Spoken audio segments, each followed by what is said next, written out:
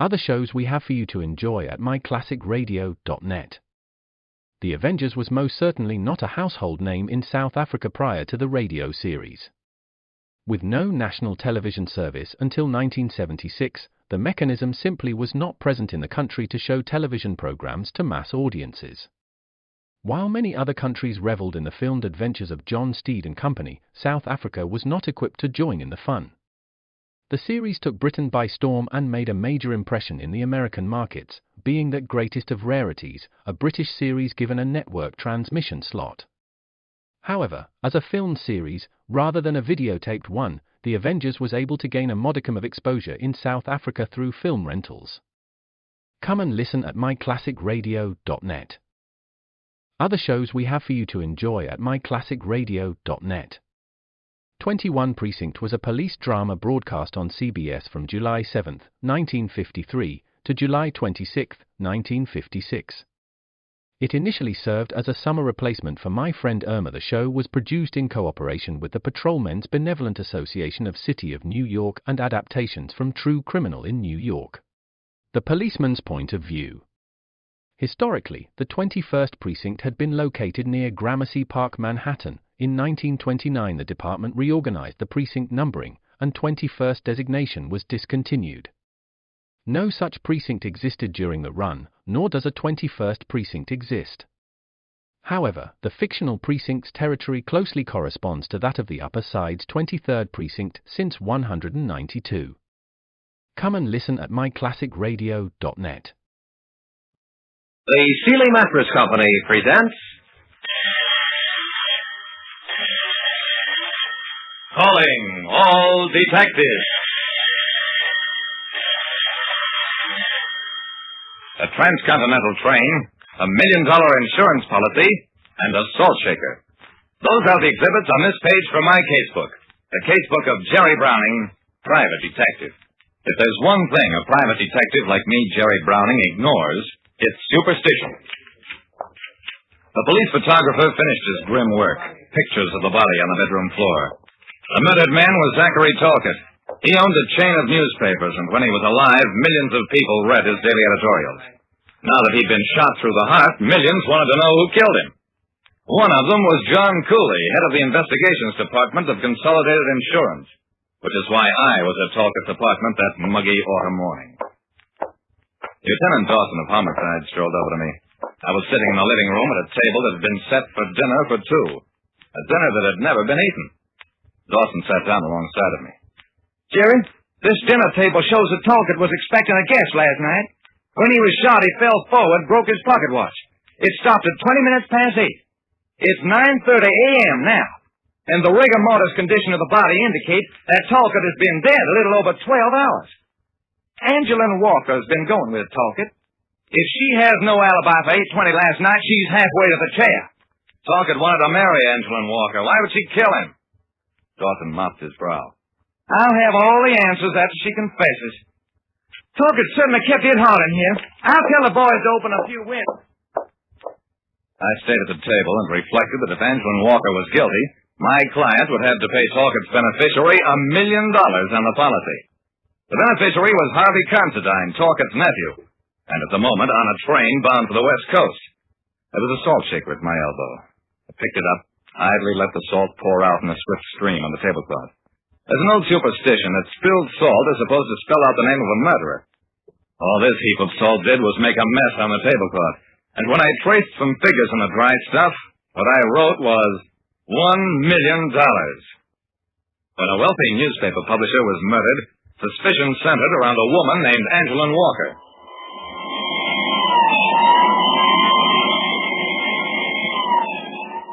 Dawson arrested Angeline Walker about 2 hours after Talcott's body was found, rushed her off to jail. She refused to give an alibi. I sat alongside Dawson's desk and looked unhappy. Dawson, I think you've been hasty. Angeline Walker hasn't admitted anything. We know that she refused to marry Talcott at least twice, and she had nothing to gain by killing him. Dawson grinned at me. Jerry, you're worrying about Consolidated Insurance's $1 million policy.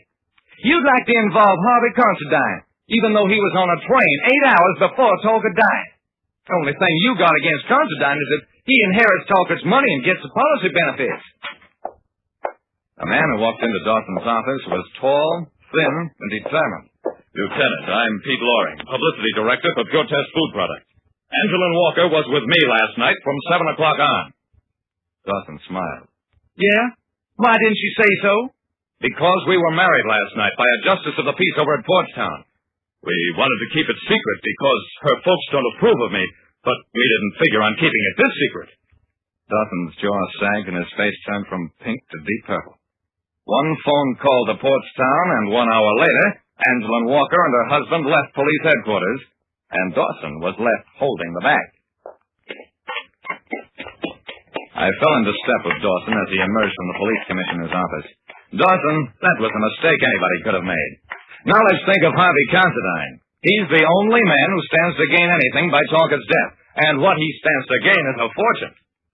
Dawson opened and closed his mouth a couple of times, but no sound came out. Whatever the commissioner had said to him, it must have been pretty searing. Finally, Jerry, Considine is on the Sunshine Limited. We know that. He boarded the train here 8 hours before Talcott was killed. He's been riding ever since, and right this minute he's still on the train someplace in Utah. Jerry, he's got the world's best alibi, and if I stick my neck out again, the commissioner will purely lop my head off.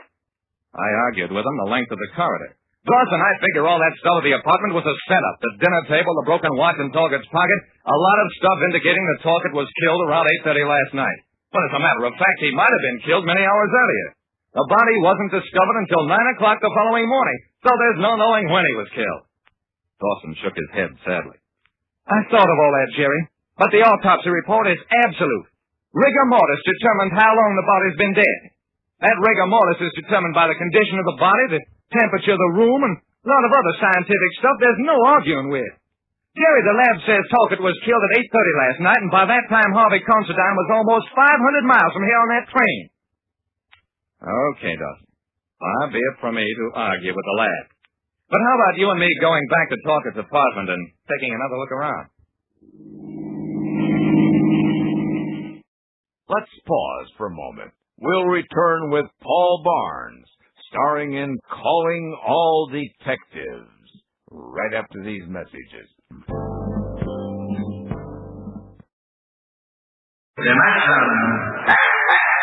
George Burns and Gracie Allen. Hopalong Cassidy. Edgar Bergen. John and Blanche Bickerson, the Whistler. Choose from among thousands of downloadable old-time radio shows and spoken word titles at MediaBay.com. the best voice on the net. Yeah. And now, let's rejoin Paul Barnes in the conclusion of Calling All Detectives.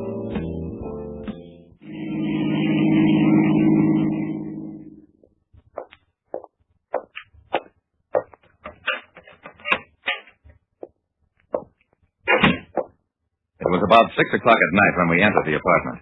The body was gone, of course, but otherwise the place was just as it had been that morning.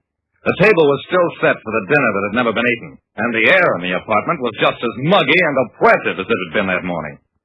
We puttered around the place for perhaps half an hour, found nothing that the eagle eyes of the homicide squad experts had missed. After a while, I sat down again at the table. There was a caked puddle of salt on the tablecloth. I picked up the salt shaker as I had that morning, tilted it over. Nothing came out of it, so I unscrewed the top. It was about half full of salt, all of it caked in a soggy, compact mass from the dampness. I stared at it. That's funny. This morning, this salt flowed freely, and it was just as damp in here as it is now. Dawson, this is very funny. Jerry, I don't know what you're talking about. I'm not sure that I do either. But just for the fun of it, let's talk to whoever's on the service elevator. We found the service elevator operator, and I asked him, was anything taken out of Mr. Talcott's apartment early this morning? For instance, like an air conditioning unit? Why, yes, now that you mention it, the Frost Air Service people were around here at 8 o'clock this morning. Said they had a call last night to pick up the air conditioning unit and put a new motor in it. Well, they didn't steal it, did they? No, they didn't steal it. I turned to Dawson. Talcott's body was in the bedroom, the air conditioning unit, and the living room. And that changes all the factors that determine when rigor mortis sets in. Dawson, I think you'd better wire ahead and have Harvey Considine taken off the Sunshine Limited. Considine was guilty, of course. He'd killed Talcott just before taking his train at noon, counted on the powerful air conditioning unit to throw out all the factors on rigor mortis. Then he arranged with the service company to pick the unit up the first thing in the morning, knowing that the maid would not arrive and find the body until an hour later. It was a clever stunt, and might have worked if it hadn't been for the salt that ran freely in the still dry air of the morning and had caked by that night. Like I said, I don't go along with any superstitions, but I know at least one murderer that spilled salt sent to the chair. Now it's time for the Seeley Mystery Quiz. What's our first number tonight, Jerry? Well, George Bauer, we're trying Danube first. D-A-6-2-6, and here are the rest. Well, Jerry, just what's the question about tonight's story? In what town were Angeline Walker and Pete Loring married? All right, and if the listener we phone can answer that question, he or she will earn a Seeley Topless Inner Spring Mattress, plus an opportunity to answer the Seeley Mystery Quiz question, now worth $180. Oh, hello. This is Jerry Browning calling from WGN on the Seeley Calling All Detectives program. If you answer my question about tonight's story, you can earn a nationally advertised Seeley Topless Inner Spring Mattress, plus an opportunity to answer the Seeley Mystery Quiz question, now worth $180 in cash. What is your name, please? Mrs. Anthony Amato? All right, Mrs. Amato, here's your first question. In what town were Angeline Walker and Pete Loring married? Oh, I'm very sorry you don't know that, Mrs. Amato, but Seeley Mattress Company is going to send you a consolation award worth $5. Thanks very much, and good night. I believe we have time for another call, Jerry. Yes, we do. And Bishop you were going to say that. I was going to. B-I-7-O-3, and there are the rest. Incidentally, as I was starting to say before, if you were asking me about my back, that's a silly question. I've been sleeping on a Seeley for over a year. And it certainly is a pleasure to have Seeley back with us on the program, too. Oh, I hope we start ringing soon.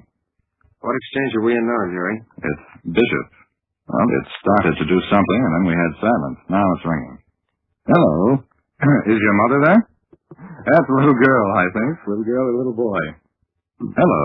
This is Jerry Browning calling from WGN on the Seeley Calling All Detectives program.